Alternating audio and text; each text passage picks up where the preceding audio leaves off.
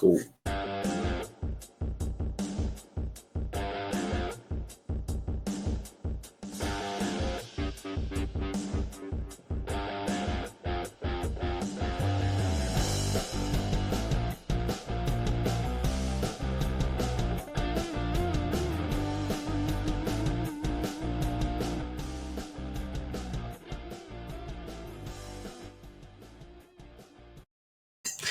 Ciao Juventini, and welcome to another episode of the Bianconeri Bros podcast. I'm, as always, your host, John Borg, along with Dom Gulo.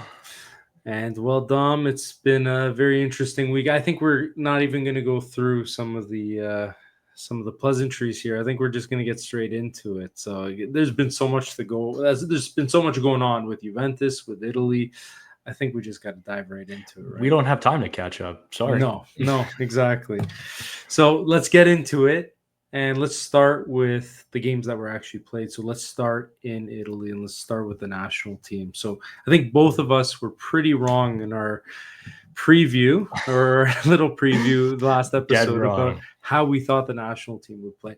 I think we voiced some concerns there, but the level of which it was crumbling, this castle, whatever you want to call it, sandcastle, the way it was crumbling maybe was even a little more intense than we had thought. Yeah, it was like the Prandelli era or the Ventura era. Oh, my God. What game do you want to go with? Norway, Moldova. Well, even though they won the Moldova game, it didn't look good at all. I say let's go in order. So I say we go in order. Let's start with the fact that the national team we talked about the call-ups. We talked about Acerbi not wanting to be called up. His little spat back and forth with Spaletti. We go into Norway. We have the game. They lose 3-0 to Norway.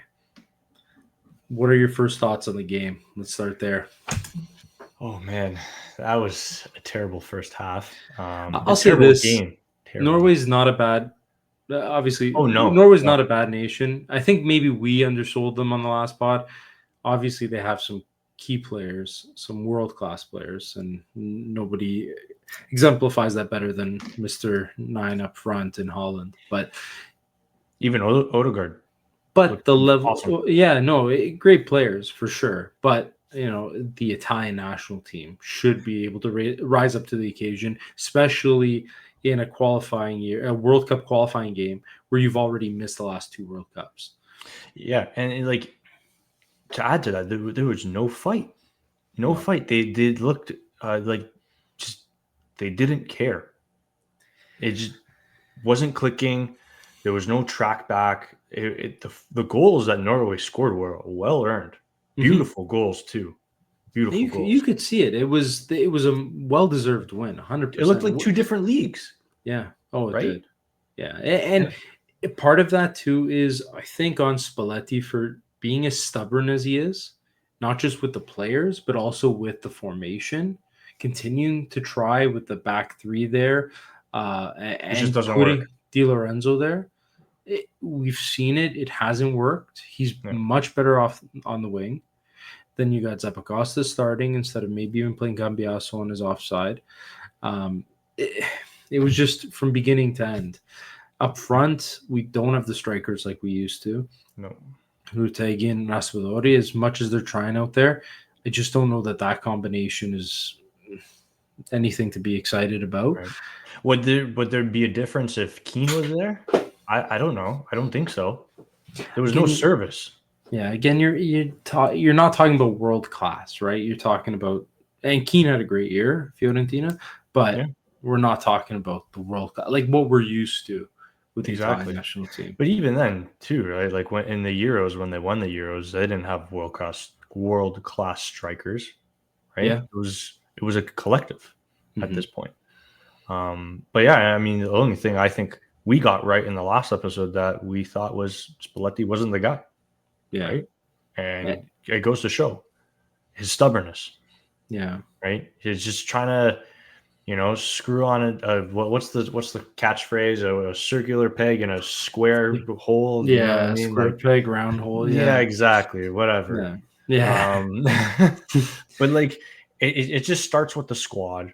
the selection is not there. We have some key Mhm. players. I do agree. Like our midfield, like we have Yeah. Tonali, we have Barella. Back end, we have Bastoni, we have DeMarco, we have Yeah. Cambiasso. Like Cambiasso will only get better, yes, but it starts with the squad. We have no no roots coming Yeah. from the ground up, right? And it also starts with Graniva, right? Yeah. Gravina is. We'll get into that. I think let's maybe stick to the game first because I definitely have some thoughts on Gravina. We have some Gravina.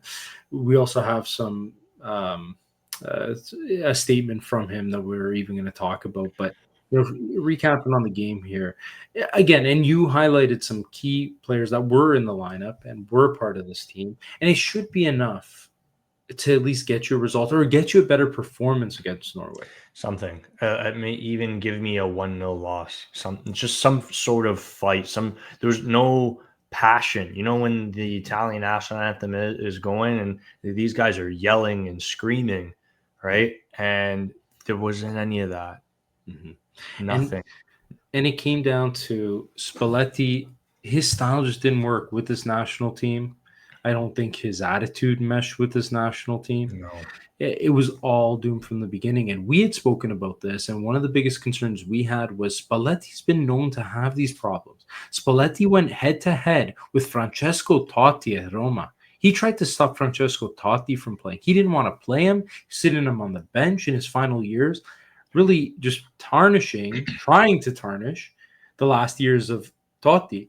And Totti, every time he'd put him on there, he'd score, he'd do these miraculous things to really show why he's as talented as he is. Which, by the way, he also in a little friendly game, whatever, scored a goal from half over the weekend.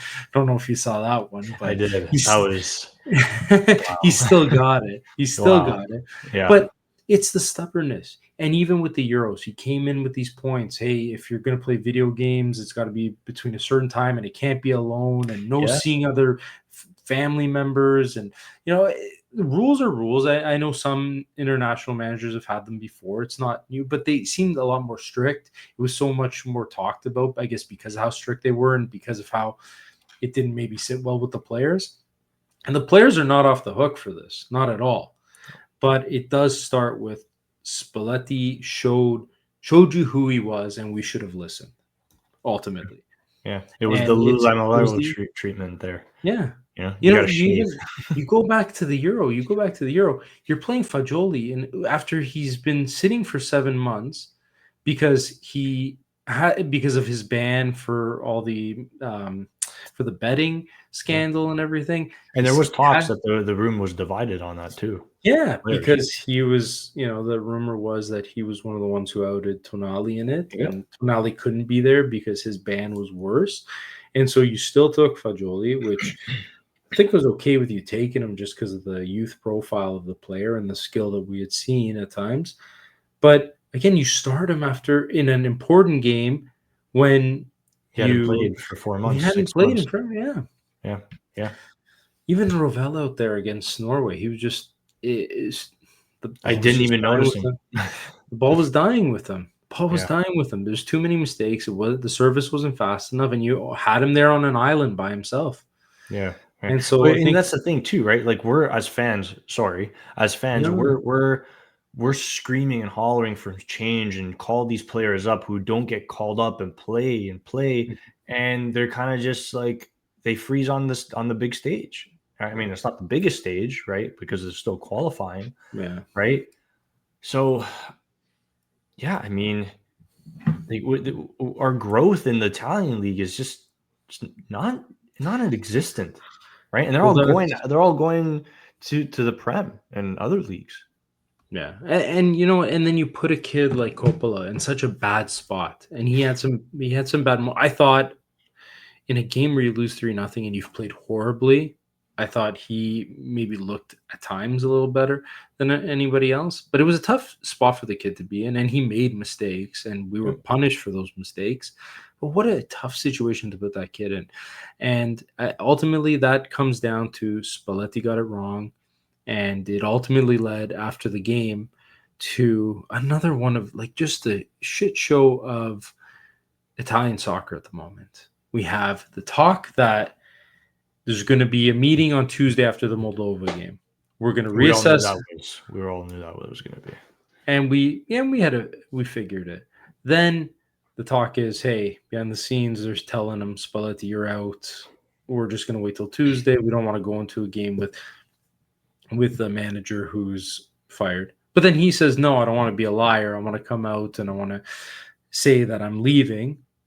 And so then you have this weird situation where comes out he's gone, but he's also going to coach the game against Moldova. Yeah, I thought that was weird because I even had people texting me like, "Who's the coach? Who's the coach for the Moldova game? Sorry." Right? And I'm like, I think it's Spalletti, and it was Spalletti, right? And it's just a weird one. Kind of just be professional, batten the hatchet, coach the game, and then you make your announcement.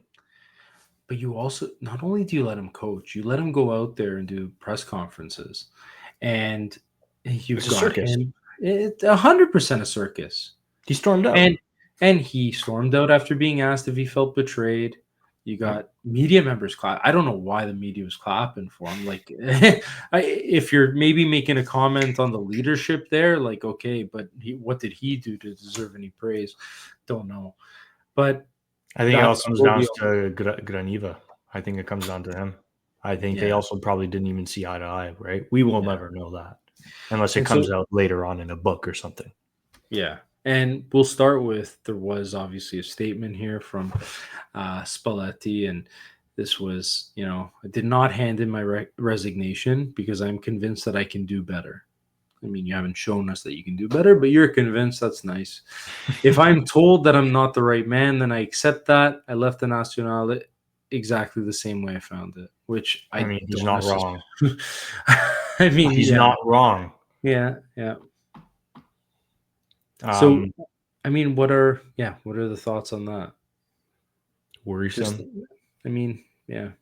It was worrisome because the issues lie deep beneath past him.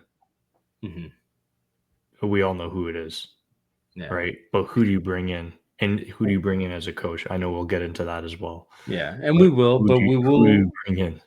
But you want to talk, and let's get to it now. Then I was going to wait a bit, and we were going to talk about replacements. But I think before we do, we'll kind of go to who you're alluding to, which is Gravina right at the top, and Gravina right at the top. And here's a statement from him. It's in Italian. We have it translated for anybody here who doesn't speak Italian and wants to hear it in English. So I don't think I should give up now in such a difficult moment. It would only be harmful for everybody. So there's your statement from the man who is being asked to leave. Everybody in Italy wants him out. That's his statement. What are your thoughts on that statement? And what are your thoughts on him as well? Narcissism. Yeah. Just everyone's calling for your head, man. I think it's time. You got to move on. This dinosaur thinking that we have needs to go. Mm-hmm. I was talking to my brother-in-law over the weekend and about both games, actually, the Italy game against Norway and then this game on Sunday against Spain, Portugal and Spain. Sorry, he's Portuguese. And you look at the Portuguese team, man, they are good. And they're only going to get better. Their prospect pool, like these players, like are good, and they could win the World Cup. Yeah, they can win the World Cup. Italy doesn't have that. We're nowhere near that. We are so far behind of where Portugal is because Portugal came a long way, right? They had some issues, but they revamped the whole thing, right? Yeah. Oh, 100%. So, but the point, the other part of it, and it's if you look at the under 21s, the under 18 tournaments that Italy's been a part of, I ran the numbers, I found all the statistics on it. It hasn't been poor. We've had really good showings at these tournaments. We've had youth players that we've been really excited for. Somewhere along the way, this path for them to get to the national team isn't there. The playing time or being able to actually play in Italy is become a problem. And, there was a quote, I don't have the picture there up for it, but Enzo Maresca talking about calcio problems. He was asked about it over the weekend. They said, only in Italy do they still think players are too young and that experience is what wins you games. It's a cultural choice. Italian football struggles to keep up with tempo of other styles. And I don't think he's far off. Now, I don't rate him too highly as a manager, but I think the point there is a solid one. Yeah. We're being left behind. We're not giving these kids a chance to play. We're not giving them the proper tools to slowly integrate into the system. And we're relying on praying that Acerbi's going to accept the national team call afterwards. We're fighting over 38-year-old or 30. I don't know how old he is, but he's up there in age. We're like, that's the savior. That's what's going to save us. Yeah. And then like I said, a perfect example. You go back to the Portuguese team, right? You got Vitinha, you got Conceição, right? To name a few. Playing at the highest levels. And it's been infrastructure. Scoring major goals, being key factors. Yeah. Right. And you look at Mendes. Yeah. Right. Scoring the PK winner. Right. These guys are on the big stage. I mean, Nations League, right? But it's still a cup. Yeah. Right? We're so far behind, and then we sell them off. Off, and then they dwindle away. Right? We don't give them a chance. We just spoke about Coppola, 21. Just signed with Brighton. He's going off to England to play. Out of nowhere. And 10 million. That's it. Why? Why couldn't we do that? We're paying 20 million for Lloyd Kelly. We'll get into that. I'm going to bring it up forever. I'm telling you, I'm bringing it up forever. Oh, wait till I get into the discussion of his contract there, but we'll save that for the Juve talk. But I think the writing's on the wall. I think the other part of it was a failure to recognize this earlier, because we have another one of the best Italian coaches of all time, one of the best coaches of all time, managers, Carlo Ancelotti, who possibly you could have had if you had waited out the situation, if you had let go of Spalletti after the Euros, which was a terrible, atrocious Euro. And I felt bad for him because he did come in on short notice a little bit. I think he only had 8 months or so, if I'm remembering correctly. So it was tough, but what we saw at the Euros was despicable. And what we had seen before with Spalletti clashing with people, the signs were there. And so you should pick up on that. But then you let a manager like Ancelotti go to coach the Brazilian national team. Yeah. And now you're sitting here. No, and now you're sitting here with your hands, with empty hands, wondering who's going to come take this job. And they don't know. They don't know who. The names that are coming up I'm shocked. Well, let's start there. So then the biggest news right after the Spalletti one were the 3 candidates that were immediately hit out were. And we put out a poll on that too. And we put out a poll on our socials, and a lot of you reached out and commented on that. But we had Claudio Ranieri, we had Stefano Pioli, and we had Daniele Di Rossi. It just gets worse. Those were the 3. It just gets worse. Now, I was on board with Claudio Ranieri.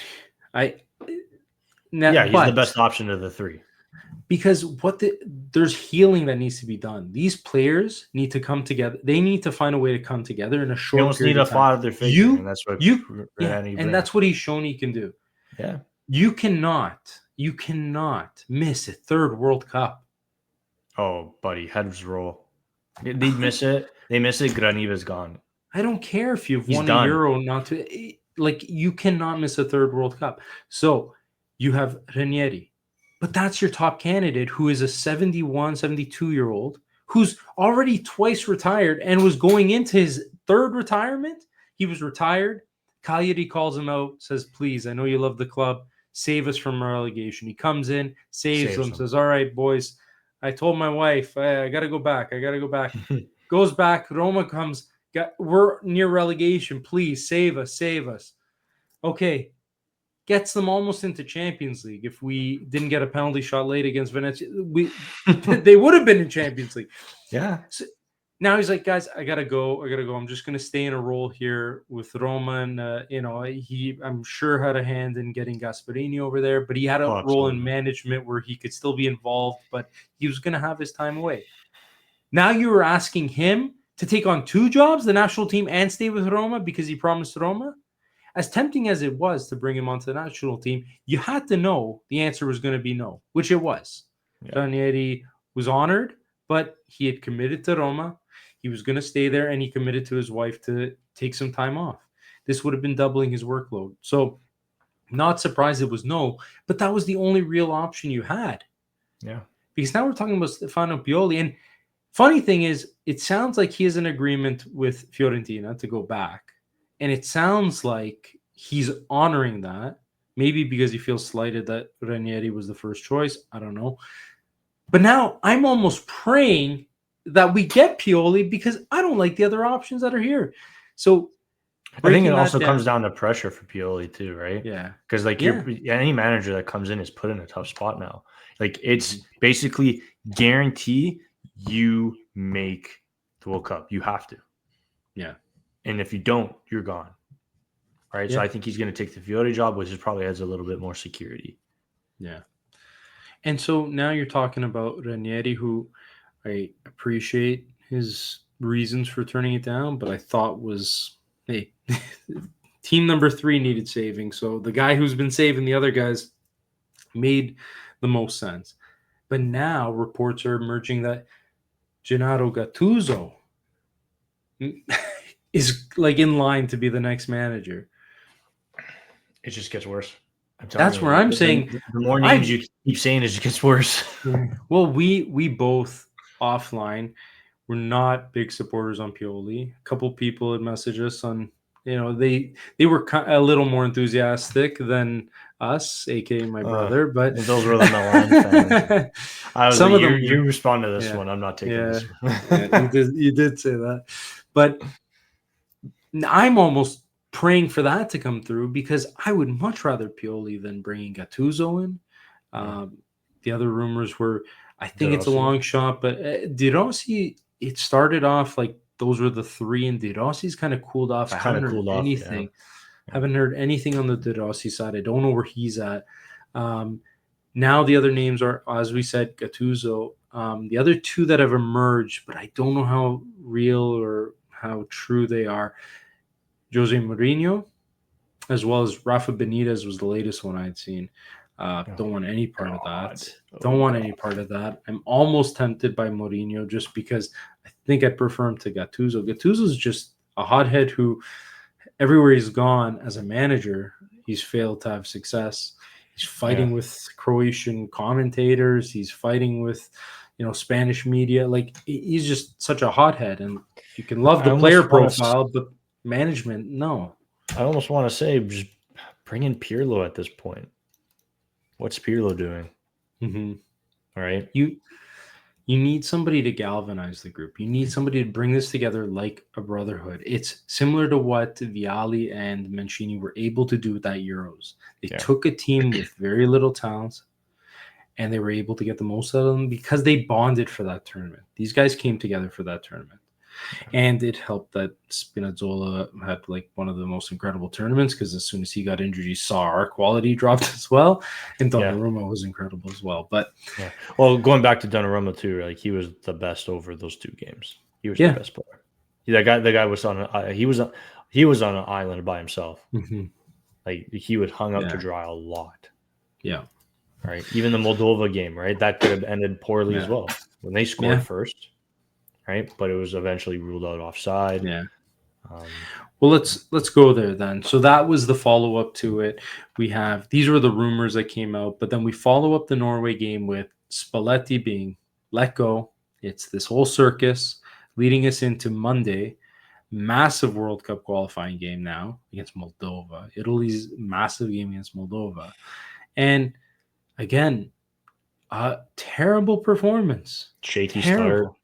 Shaky start. You alluded to it. They had a goal called back, was clearly offside, but the chances were coming. They had other chances in the game. They missed it. If it was anybody of any more quality, we would have been buried in that game. Well, even right after when Italy scored the first goal, Moldova almost scored right off the corner kick there. And you just missed. And before that, Donnarumma made a big save, right? Yeah.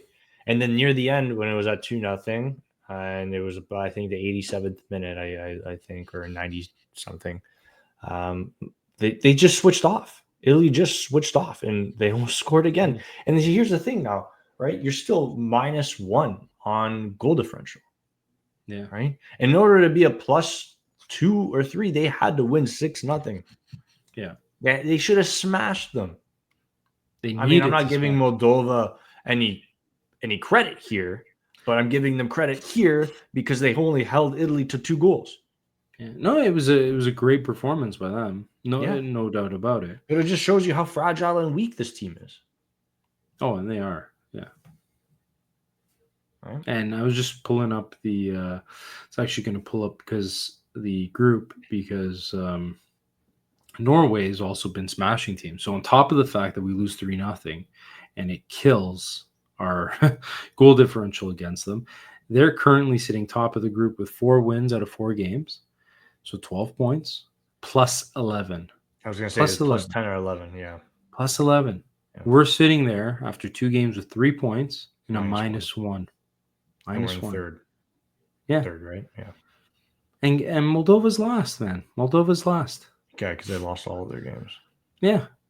Including losing to including losing to Estonia.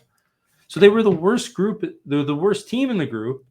And you beat them 2-0, but you barely beat them.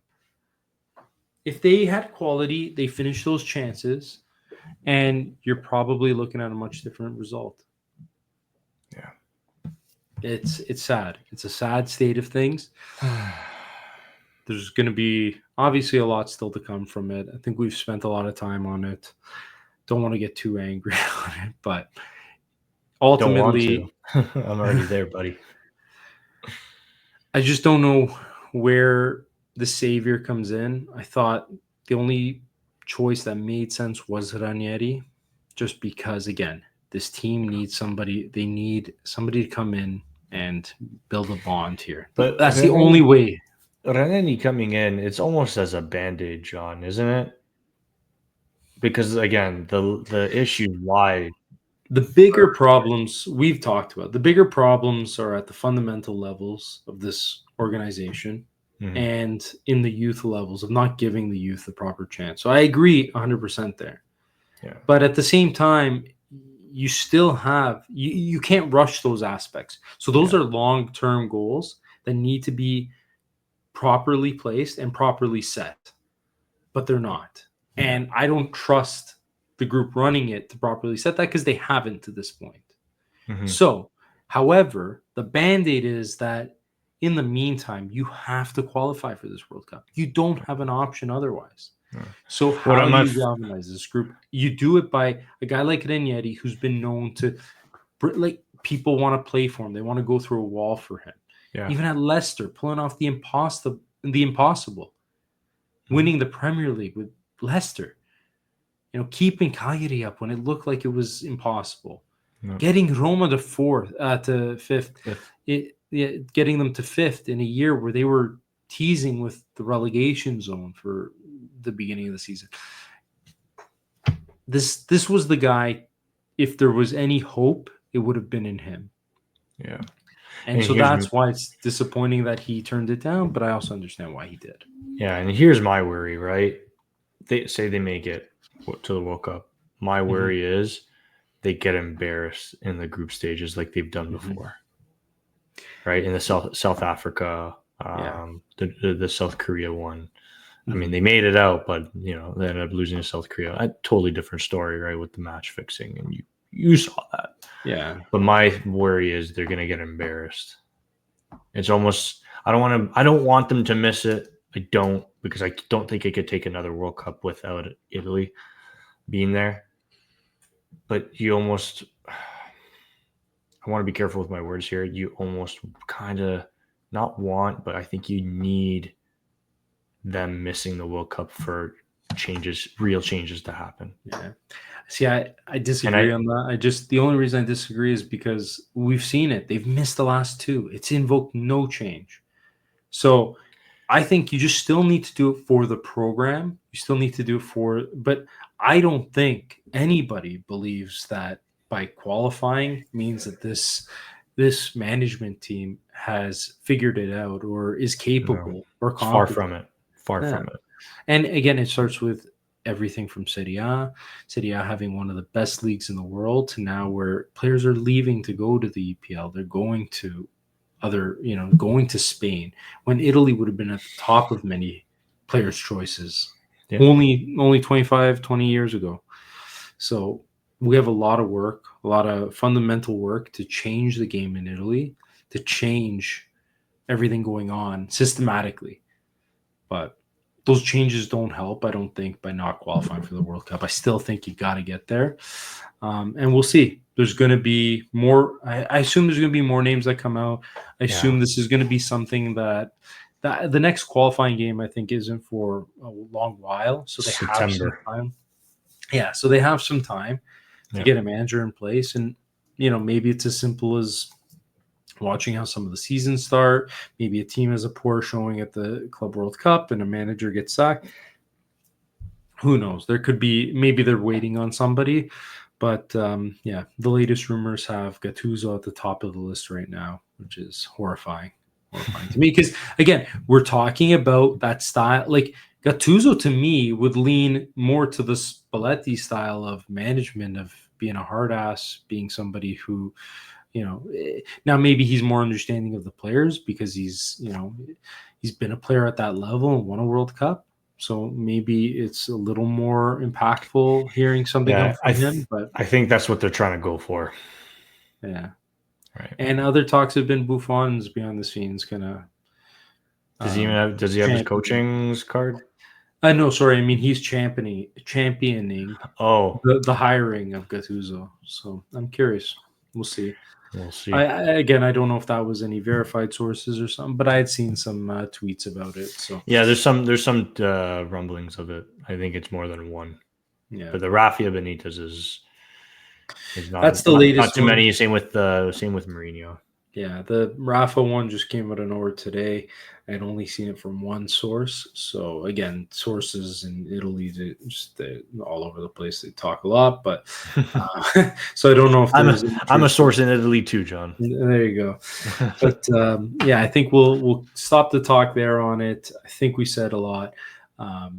We'll have obviously more conversations on it. It ties directly with Juventus, so it's going to be a big deal, and we're going to follow it, and we're going to follow the situation. And as soon as there is a manager hired, we're obviously going to talk about that. So, but that leads us into why we're all here, all Juventini, is because we're going to talk Juventus. And let's start with the schedule dropped. So the schedule was dropped on, I want to say it was Sunday or Friday. Yeah, the days are all melding together, but I'll just bring it up here for everybody to see it if you haven't already seen it. Initially, obviously, you still have the Club World Cup that you're dealing with, so you do have to take that into consideration, but this is how we're going to start. And Dom, maybe give me your initial thoughts. Let's talk about, I guess, any games that stand out to you, or maybe that start to the season. I said it to you offline. This is probably one of the toughest schedules they've had in a while. Like, you look at the first 9 games, right? You got match day 3, you got Inter. Match day 5, you got Atalanta. 6, Milan. 7, Como, Lazio, Udinese. Like this makes or breaks their season. The first 9 matches, the direction, not overall, but the direction of where this team can possibly go, right? And then you obviously fit in the Champions League matches and who they are going to draw in that, right? This is going to test, 1, this squad, and it's 2, Tudor, what he can do with this squad, right? Well, and I think this is going to be the sentiment of where the season goes. Yeah, and then that October has a real chance to be a horror show. Yeah. Pun, or I guess it intended, but again, and you're talking about the season starts in August and the Club World Cup. If you have a good showing, you're going deep into July. So you're also, not only are you talking about this schedule being a tougher one where you're going to need all hands on deck, you're also talking about a situation where you could only be a month removed from playing. So guys having not a lot of rest, Tired legs, vacation time, fatigue, all injuries. sorts of stuff. Yeah. Knock So on wood. yeah, and then we're looking at what are we talking about? So the other news that we should mention, and we will mention right now because it does tie to this, we had alluded to it on the first pod. The rumors had been out there, but it is official now. Tudor is staying. Yeah. Tudor will be the manager. It's the right choice. And it's the right choice. And we talked about that. And we shared that the candidates, I think if you had Conte there was the reason to maybe be excited about that, or maybe that was the reason to change course. But otherwise, what was there was not very enticing. So no, and you go again, with just Tudor. like Italy, the names got worse too, right? Yeah. Exactly. We got all the way down to Mancini and Spalletti too. You remember? You saw that right after he got sacked by Italy. The Yeah, the Spalletti rumors names. I were was like, oh God, no, please. And part of me thinks in a alternate universe, then you look at if Giuntoli stays, would he have gone hard for him, having had him at Napoli and having won a Scudetto with Spalletti? And there was the rumors that he wanted to bring him at that time. Yeah. So, Yeah. that we could have been Wouldn't be working shocked. in Wouldn't be shocked. But yeah, so this is the schedule here. As you mentioned as well, we will have Champions League, so those games will be scattered around this as well as you're going into Club World Cup here. So there's a lot to go off of. I think we now need to shift our narrative of when we talked last. We talked about that Club World Cup being so important to Tudor, so important to this team. I think that's now shifted because he's got the security, because it's been announced he's staying on, and he got a little contract update as well, just to give him that little bit of security. Now it becomes the start to the season. And if it goes poorly, you could see a manager change in October. Yeah. Or even, Christmas. Yeah. So it's a lot. Tudor's got to really bring the most out of this team. And it's going to be really interesting to see kind of how that unfolds, where that goes. But again, right choice. Tudor was the guy. Tudor just cared about the club. We talked about that, so I won't. Don't want to, kind of repeat ourselves here. Yeah, repeat ourselves. But on the management side, we did talk about as well that we did talk about Comolli coming in as the new face, I guess you could call him, of Juventus. He did have his first press conference on Tuesday. Some of the stuff that came out of there were some interesting points. He did double down on his analytics and his data-driven he did mention philosophy. Talked about how it's going to keep players healthy by understanding those analytics, and I guess by playing certain rotations. He spoke about its success in the Premier League and that he wants to bring it here. But he did double and triple down on analytics being the driving force behind player decisions as well. Yeah, including injuries too. Yeah, the injuries, exactly. But even just signing players, even all of that, he went out of his way basically to say we don't think with our gut, which scares me because I think that's the point we were trying to make last episode, was you need that balance. Yes. And so that was something that stood out to me in a negative. He came across great. I think he came across similar to the way he came across in the interview that we watched together on that leadership podcast, which also had Chiellini on. So if you guys do want to check out that podcast, the Excellence podcast, we can probably even shoot out a link to it. But he had Chiellini on as well, and I caught a little bit of that, and it seemed pretty interesting. But going back to it, I really wanted to hear that it wasn't just analytics, that it was like a mixture, that he was going to talk about using analytics as a tool to inform decisions, but ultimately relying on your sense of the game as well to guide you. But he didn't. And so that was a little bit of a worry that I pulled from that press conference. Right, because we said this before, right? Because there are things that numbers don't see. No, yeah. And I mean, can we be wrong? Possibly, but we've seen this numbers analytics thing before. Mm-hmm.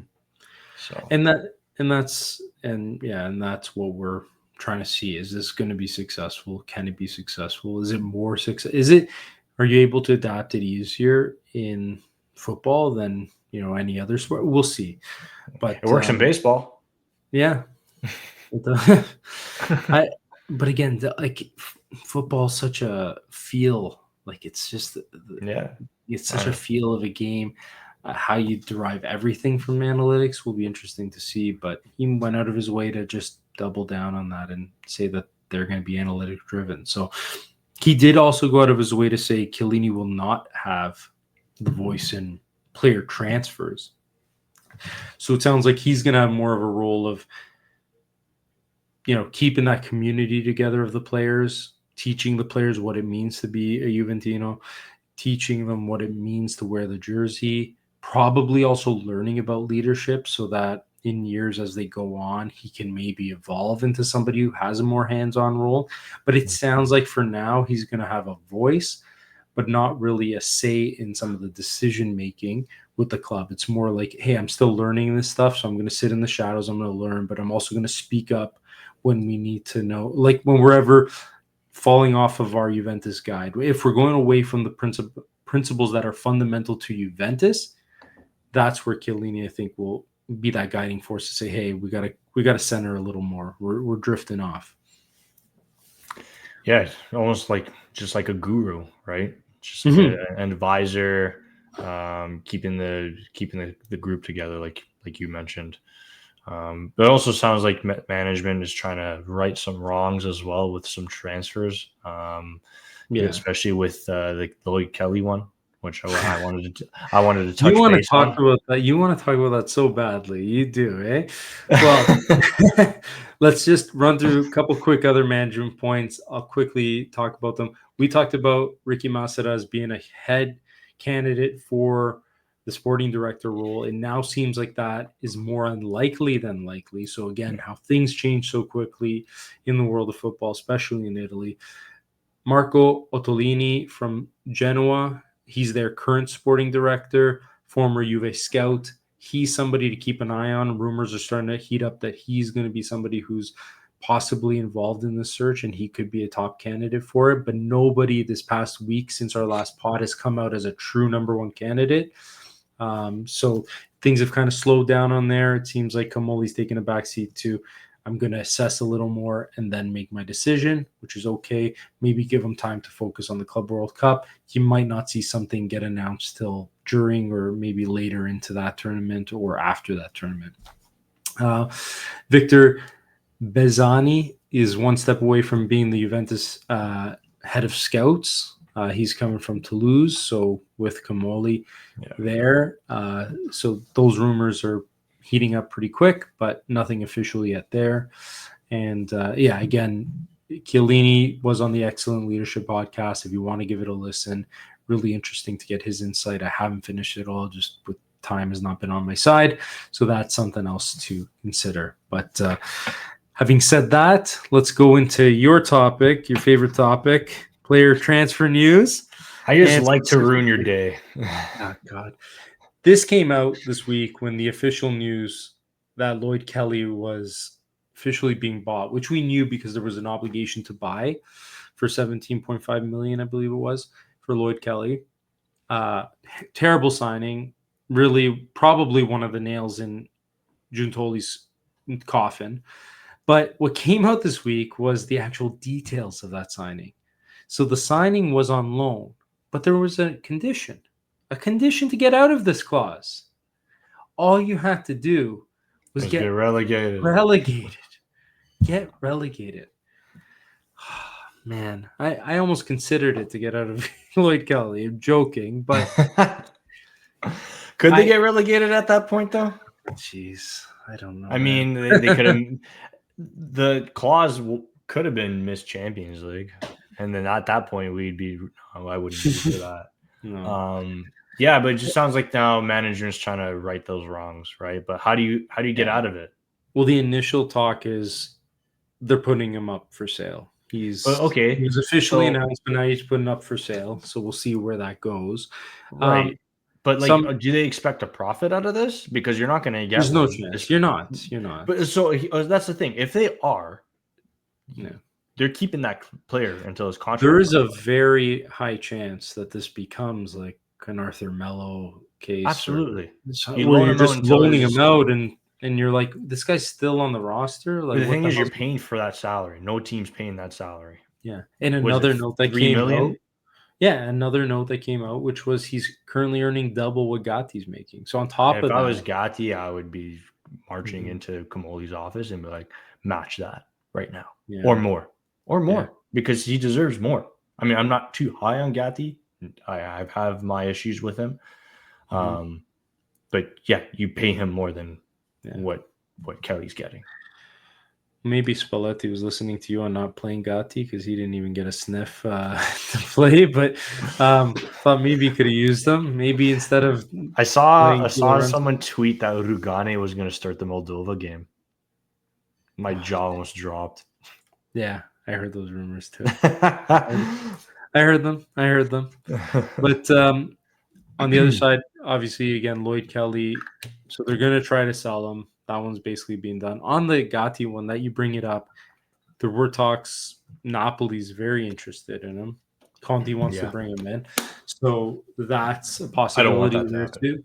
And maybe that could be employed too to get him his salary up, to your point. His agent probably is, chirping a little bit in there. Yeah. I wouldn't doubt it. But it seems talks on that have cooled. I think he stays ultimately, probably gets a new deal done. But yeah, he loves Juventus. I don't see it happening, but I mean, crazier things have happened. Yeah. So you made me skip over the first point to get to the Lloyd Kelly one, or a couple of the first points, but let's talk about the striker position at Juve. The striker position, it's a big one. Vlahovic seems like he's on the way out. There were talks that the Turkish league was calling. You had called for that, I think, for months now. You were saying, I can see him going to the Turkish league, or I could see the interest, at least from the Turkish league. That interest is very real. And I believe the money is very real there. All signs point to Vlahovic has no interest in going to the Turkish league. Yeah. They even reported that the salary was more too than what he was making, and he said no. Yeah, I don't want to go. He wants to compete. I don't blame him. I'm not saying the Super League, the Turkish Super League, is not competitive. Yeah. It's just a different level, a different brand. And Vlahovic doesn't want to go there. Seems like he wants to either, who knows what he wants to do, because we haven't really heard of what he wants to do, right? Well, I think there's good reason for that, because we're going to see a lot of things transpire right now. Mm-hmm. What we also should acknowledge is that in this year, because the Club World Cup is being played and because FIFA is trying to make it a big tournament, there was a window where the transfer market opened up. So this is very important to understand as well. Transfer market opened up because FIFA is trying to get as many big stars playing in this Club World Cup. So they were trying to encourage. There were rumors of Cristiano Ronaldo being offered 2 teams in the Club World Cup. River Plate was even one of them. Yeah, I think it was like a 2-month contract, and then he goes back or goes somewhere because he was out with Saudi. They wanted to get him in just for this tournament. So you have Messi there, you have Ronaldo, you're in America, you're trying to build up this tournament. So it was a weird situation, as well as the fact that it's a month-long tournament. So you'll have less of a break coming back to there's a lot going on. So there's a lot still to be evaluated. It's almost like the season window is not done yet, even though this is typically when we're transferring over to next season. So there's still this weird gap. And that's why there's still so much to get done. Teams I think he's waiting to see how the dominoes unfold in the striker market. You have Jonathan David, free agent. You have Victor Gyökeres. And Osimhen. You have Osimhen. You have Benjamin Sesko. There are the rumors are flying. So Sesko is connected with Arsenal, but apparently he's getting big offers on the table from Saudi. Saudi, if they come in and Sesko decides that's where he wants to go, what will be Arsenal's pivot option? We know they were in a fight for Vlahovic with Juve when Juve initially signed them, and there had been talks they had sniffed around even after the first year or two. So is that a possibility that they could pivot onto? Victor Gyökeres, huge ties to Juventus lately coming out from Fabrizio Romano. Huge ties, obviously, with Manchester United, having their manager, Amorim, be his former manager at Sporting. That's another one. Where's he going to land? How does that affect the domino market of the striker position? So I think so many of these dominoes need to fall before the real picture clears itself up for Vlahovic. So I could see this going right up until the deadline, or right up until the season start, because the deadline even goes past the season a bit. But this might take a while. So right now the rumors are AC Milan with the connection to Allegri, obviously, and Milan probably wanting that option up front. You've also got whispers of maybe Atletico Madrid. They've been in and out, sniffing on Vlahovic, but I don't believe the interest has ever been concrete. So I really think he's going to take it easy and just evaluate how the market unfolds, because there are some big names there, and what is going to ultimately happen with them. Yeah, and I don't think Juve is being realistic either, right? Because what was the Turkish club that offered for Vlahovic? I think it was. I believe it was Fenerbahce. Fenerbahce, yes, but it was only 30 million, and Juve they want 50, right? So they got to be realistic of what they're getting, because let's be honest, John, as high as we want to be on Vlahovic, as much as that we want to support him. He didn't really perform, and Juve did buy him for 70 million, and I don't think they'll make a profit. I think the gain for Juventus here is getting his $12.6 million salary, annual salary off the books. I think that's the gain that they get there. Yeah. And obviously be smart of who they buy next, right? With a smarter contract.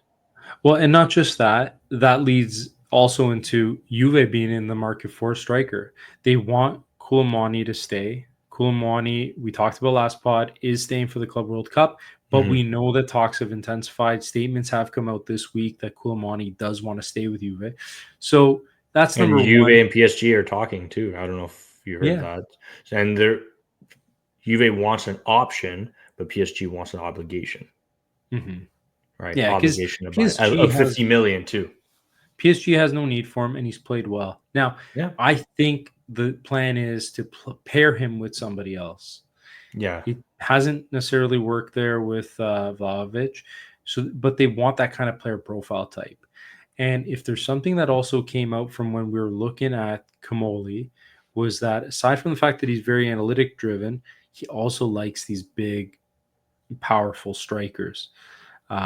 Luis Suarez was one that was talked about at his time at Liverpool. I think he also signed Andy Carroll when he was there. There were a couple different signings that led to him being known to have that kind of player profile type be one of his, an exciting one for him. And so let's go to Victor Gyökeres. I thought this was a long shot because of the ties to United, because there were talks that Sporting maybe had a gentleman's agreement with Gyökeres on, although he has a $100 million buyout clause, he had apparently a gentleman's agreement with Sporting that if somebody came in the region, I believe it was like 60 million, they would give their blessing on the sale.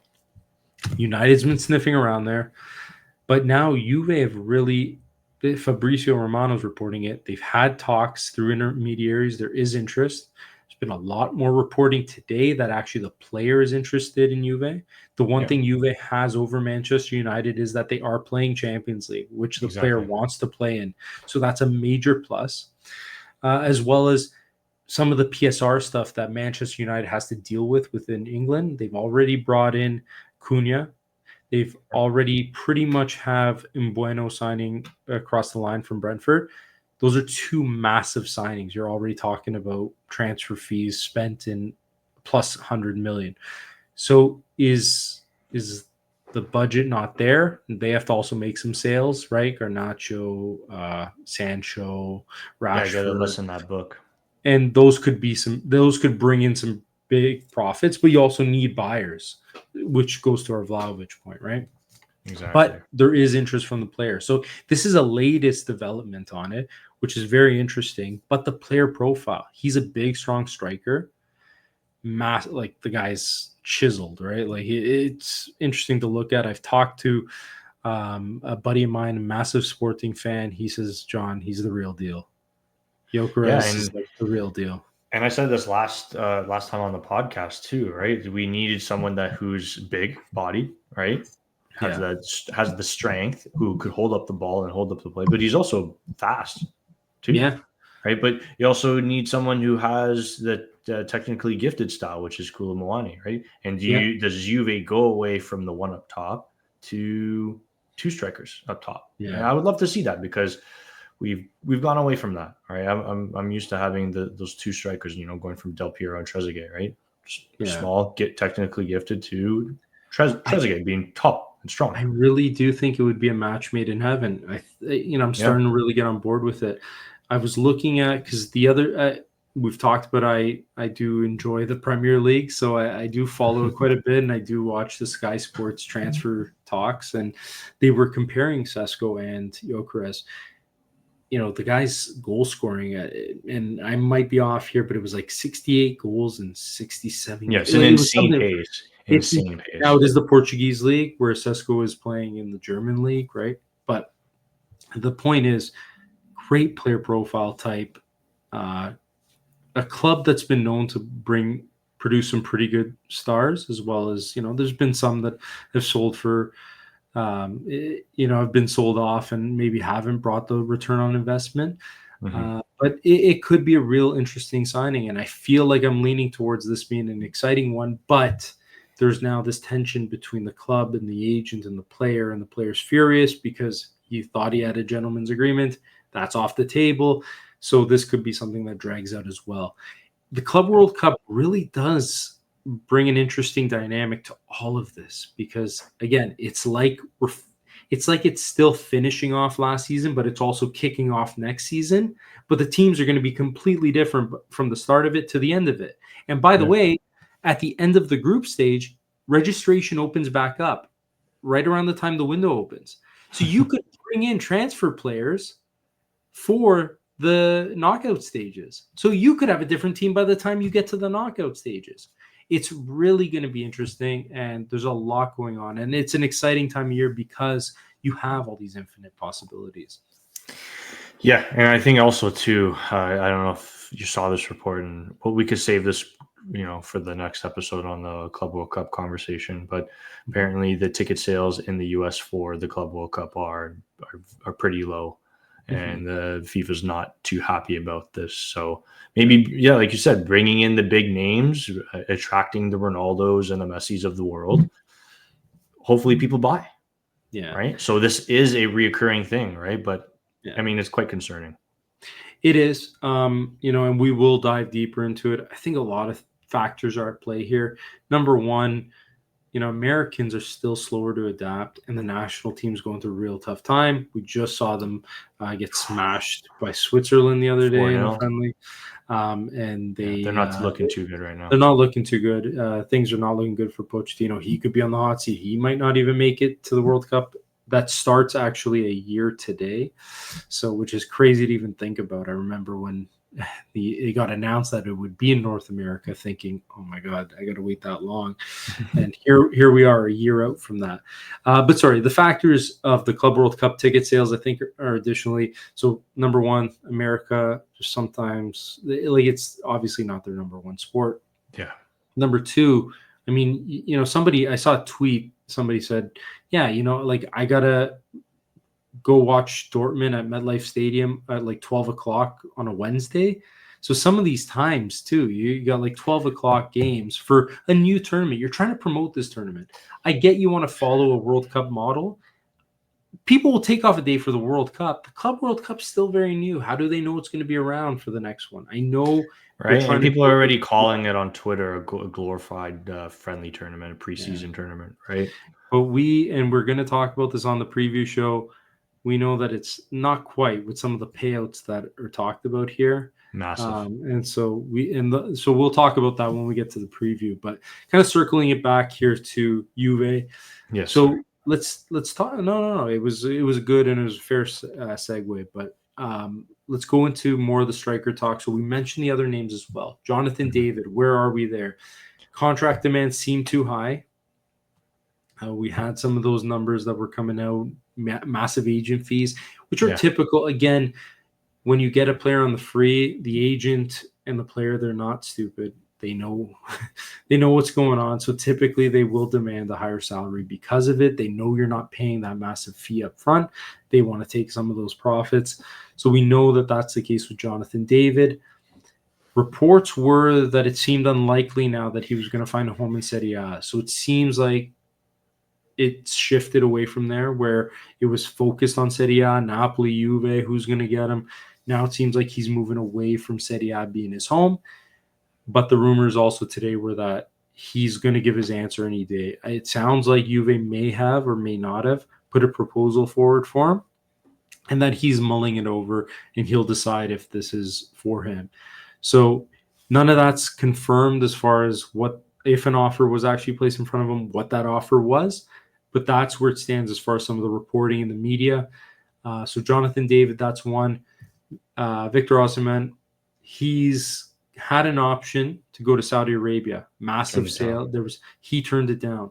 Obviously, he still wants to play at the highest level. Turkish league think they want to keep him there, right? He's currently with Galatasaray. He played very well for Galatasaray. Talk is that they want to bring him in on a permanent. We'll see how those negotiations go. But again, there have been the rumors. Mm-hmm. They've quieted since Giuntoli's left, but the rumors still insist that they're around there. But again, cooled off. So we have three options that I just laid out for you. Jonathan David, Victor Gyökeres, and Victor Osimhen. What would be your ranking on who you'd like to see come in to Juve this year? If money, everything set aside. You ask me tomorrow, I might say Osimhen first. I might say Gyökeres. Mm-hmm. It's one of those two for me. Number three, obviously, would be Jonathan David. I think if you either bring in Osimhen or Gyökeres, that's their big signing, right? That's their big jersey. That I'm not saying they're Ronaldo, but that's their big jersey number sale player. That's the big name they bring in. It could be either or. I think Osimhen, he's familiar with Serie A. He's played in Serie A for 2-3 years with Napoli. He's won a Scudetto, so he knows what it takes to win. Mm-hmm. I personally, for me, I would like to see Osimhen because he's a guarantee, bona fide bomber. Yeah. And Gyökeres, we only know him on the Portuguese level side, right? Yeah. So that's how it is for me in order. Yeah. Maybe I'm getting enamored with the idea of him, but it is sticking with me. And like you said, it could change days from now. It's been, I've got a lot of positives and I've got a lot of negatives on all three player types. Mm-hmm. I think where I sit today is Gyökeres 1, Jonathan David 2, and I got Osimhen 3. Why Jonathan David 2? You know what? The more I've thought about it, and we had talked about this, it's a very scary proposition because being Canadians and being fans of the Canadian national team, we obviously see him. We want him to succeed. And I feel like he is a great striker who's maybe undervalued even. Mm-hmm. Which takes me to a point. I actually saw a clip this past weekend about Alphonso Davies talking about when he was going to sign with a club. This was, I think, before Bayern had signed him from Whitecaps. So when he was still with Whitecaps, Barcelona was interested. But the owner, the director there said, no, I don't want him because he's Canadian. So I think, that a lot of those principles still apply, even though it's getting better because the national team's playing well, just won a Canadian Shield tournament. It was a little friendly tournament, but it's something. But I think there still is that bias baked in. So I think people are they're sleeping on how good Jonathan David has been. Mm-hmm. And how good he can be. If Comolli is truly pursuing this, I have a lot more faith in it as well because he would have seen him being in the French league, would have seen him on a consistent basis. So I'd have that trust in that. And I think he's a great finisher. He could still work within that system with Koulibaly. We've seen it with the national team when they played with the two strikers, specifically with Kyle Larin and Jonathan David up front. It's worked. It's been successful for David. So I think I've leaned more into I can get my head around it. My biggest worry would be that he'd come here and bomb. And then it's somebody I'm hating, but still wanting to succeed because he's Canadian. So that's my nightmare situation. Yeah. And But I think Ozyman to me, that's Napoli stuff. I think that's older view. Again, I wouldn't hate on it if the price was right, but I think I'm more excited about the new possibilities, about seeing players who haven't been here in Serie A, developing our own guys that, bringing in our own guys that can make their name in Serie A for us. Yeah, I think for me, why I'm so high on Osimhen, it would stick. He's kind of like sticking it to Napoli, kind of leaving because that relationship is broken now, right? Yeah, and him coming back, he would have a firecracker up under his. You know what? He would have something to prove. I think that's what it is for me, and he does play with a bit of that, that toughness, that attitude, kind of in your face, Lukaku type. yeah. And I think we need that. We need some of that grit that we don't have. Yeah. I mean, it's a fair point.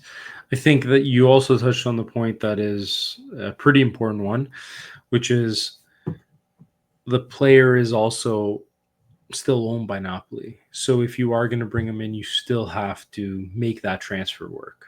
Well, he does have a release clause of 75 million. But then you're talking about 75 million, right?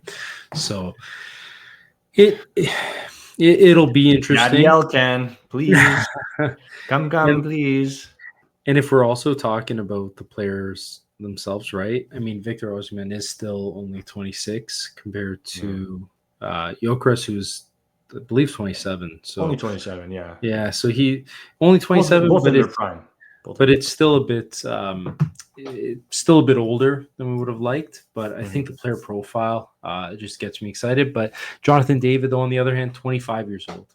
So he's the youngest of the three. But at least we're talking about guys who maybe aren't too young where you're worried they're not going to hit the ground running. They should be guys that are in their prime and ready to actually perform and provide results come Champions League time and come Serie A, a very important Serie A season for us. Yeah. So that's the striker talk. Other names that have been popping up around Juventus, Giovanni Leone, 18-year-old defender from Parma. He's wanted by all the top dogs in Serie A. There's been talks back and forth. Juve were hot on him. A couple days ago, there were reports maybe Inter was the favorites for him. That seems to have cooled down. It seems like it's anyone's race now, but Parma has put a $30 million price tag on him. So that's where we stand with Giovanni Leone. I think on the offset, just off of the talk of playing young Italian players and bringing young Italian players into the squad, I think that that's a player that I would like to see with the Bianconeri because of that profile, because I want to see them go back to having those stalwarts that are Italian, having a nucleus of Italian players. But that's one rumor. Leonardo Balerdi from Marseille, 26-year-old center back. I believe Comolli is pretty high on him. This one is, although this one's a Tudor ask. So he's an Argentinian center back. He's their captain. Marseille are reluctant to move him because of that, but Tudor has specifically asked for that one. So those are two of the other names that have been rumored about. The other rumor, and we can talk about this as well, the other rumor that's going around is that Giuntoli at the end of the season was ready to go to management with a proposal to go get Victor Osimhen, Sandro Tonali, and Gianluigi Donnarumma. He was going to ask for the money to make those sales happen, which I think, like Giuntoli, it's full of you-know-what, because you weren't, maybe the Osimhen one has some legs to it. He obviously doesn't have a home at Napoli. Conte doesn't want him. So they got to figure out something. They probably want to permanently sell him, especially to bring in some more reinforcements to contend on repeating at the Scudetto champion. So I think that one's got some real legs to it. But why, Sandro Tonali, he's happy in Newcastle. The price tag to bring him in would have been stupid. Donnarumma, same thing, happy at PSG, just won Champions League. Why would they want to get rid of him? I think this was all pie in the sky stuff. I think it was him trying to keep his job. And I think he would have said, yeah, I'm going to try to get them. And he'd come away with nobody and, maybe some other pieces that, the Lloyd Just how he Kelly lost out on Calafiori. Yeah. Oh, I'm going to go get Calafiore. Nothing. Man. I just want to know, does this guy just sit at home and play FIFA all day? Because this is something I would do. Yeah. It reminds me of actually bringing it back to Toronto and bringing it back to some Canadian soccer. TFC's general manager at the time, Bill Manning, openly admitted in his press conferences that he was looking up one of the transfer sites and just looking up players and stuff. It was one of the transfer market. Yes, transfer market. And that's where he came across Insigne and Bernardeschi, and that was part of the inspiration behind signing them. So that guy's a whole other issue, and that's so you're not off. A lot of these guys actually do that. So now that's in MLS, but Giuntoli showed that he just wasn't. He wasn't trustworthy with any of this stuff, and that I wouldn't put it past him. Sounds like a used car salesman. Yeah, she runs. It's a Ferrari. Yeah. Honda logo. Yeah. It's the memes around Giuntoli were always Giuntoli's cooking. We got the memes of fixing his tie with his sunglasses and the chef hat. But I think behind the scenes there was a lot of fires in the kitchen. And talking about some of those fires, we're also going to look at his mistakes, his cleanups. So Nico Gonzalez, another one that could be on the way out. I don't know. I don't see that happening. Yeah, I don't think Nico is going to want to leave. The only way he does leave if he doesn't get any playing time this year. I don't see him. He's not going to go to a team like what, Marseille? It was Marseille because he was going to go into that deal. Yeah, so there was potential talk of Marseille. The other ones were Brentford's interested. Brentford losing their manager, Thomas Frank, looks like he's going to Tottenham, but also losing players like Mbueno to Manchester United, like I just talked about, pretty much being across the line. That's a lot of wing play, but they're also not going to be there they're not going to be giving you back what you spent on him. But if they offer enough, maybe it makes sense to cut ties and use those funds to get another transfer in. But we'll have to see what it is. I don't see Brentford being the type of club that's going to spend heavy for it. They'll look to find deals. And I don't think, 1 year into the contract, it's worth giving up that great a deal on. I've also heard talk of West Ham being interested potentially as well as Galatasaray. So we'll see. Maybe Galatasaray wants to pair him up with Osimhen. If they can complete that deal, maybe there's something to that. But otherwise, it's just been talk. So that's one of the mess cleanups. We obviously talked about Lloyd Kelly being on the market. Perin, there was talks that he wanted out. That's kind of been backtracked now, saying he is not asked to be. They backpedaled on that, Yeah. So, but it is somebody that's apparently wanted by Allegri at Milan. Obviously, he had a great relationship with Allegri. Obviously, Perin, someone who's very important to, I think, the leadership of Juventus. We've seen it. He's been one of the more vocal ones, one of the more animated ones in their downtimes, and had a good relationship with Allegri. And in Milan, there were talks. It was close. Maignan wanted to go to Chelsea. He wanted to go within this transfer window that just closed, but they couldn't agree on I think Milan wanted 15 million, or Chelsea was only willing to go to 15 million. I don't have the full reports on that, but they couldn't come to an agreement, and Chelsea felt they were fine in net. So that's something to keep an eye on. That could resurface at the next transfer window, and then Milan will be left looking for a keeper, so maybe they do go to Perin. Magnon's in the last year of his contract, and he's basically said he wants to go out. So I think a deal's going to get done, and they will be in the market for a keeper. So something that, although it has been although he hasn't asked to be let go, Mm-hmm. it could be something that Milan steps up with an offer. Should Maignan go, and it looks like he probably will at some point. So those were a couple of the other moves. Did you have any maybe comments on Leone, maybe Balade? Was there anything that maybe stood out in any of those housekeeping items that interest you, or anything that really you want to talk about? No. I think right now we kind of just wait and see what happens, right? Because it just seems like Comolli is the acting sporting director at the moment, and we kind of touched base on that before we kind of went into this podcast, saying, is that the smartest idea? Because what if they're bringing in players that doesn't align with the new sporting director? So. Yeah, and that's been the most difficult thing about the transfer news, and that's what you got to sift through, because a lot of times rumors and stuff, you're getting them at later stages in their maturation, right? So a lot of rumors are still left over from stuff that Giuntoli might have been involved with, but now that Comolli's in, it's like, no, this is not happening, or yeah, hey, we still want to do this. So you're trying to sift through that, as well as the idea that Comolli's not going to make a big purchase until everything's kind of signed up, everything's finished off. So as far as him being the sporting director, so getting a sporting director in and making those final decisions. So we'll see. It's going to be interesting time, but I think to your point, you hit the nail on the head. He's still got to be in the seat. He's getting the seat nice and warm now. Still needs to bring that sporting director, and then we need to he'll evaluate from there. So the next transfer window is where I think we're obviously going to see some bigger sparks as far as what the direction of this Juve team for next year is going to be. That's it.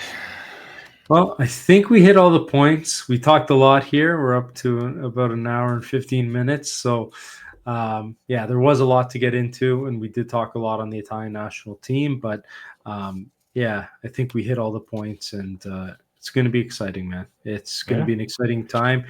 As we mentioned, we are going to be bringing you a Club World Cup preview show, so we're going to give quick takes on the other teams. We'll mostly give our predictions on what we think of Juve, what we think about their group, what we think about the players being called to that tournament. We'll give you some background on some of the rules of the tournament. There are some interesting points. We talked about one being the registration opening up. There are a couple other little interesting items about this Club World Cup, as well as we're going to be there for one of the games in Philadelphia to see Juve play. So we'll talk more about that. So look out for our preview show. But other than that, any news that drops, we'll obviously be here for that, and we'll break down the games as they happen as well for the Club World Cup. So interesting times ahead, and it's going to be a real interesting offseason leading into next season. Dom, it's been a pleasure as always, and really getting excited for what's coming up. So that's it for us. Ciao, Juventini. Until next time. Ciao.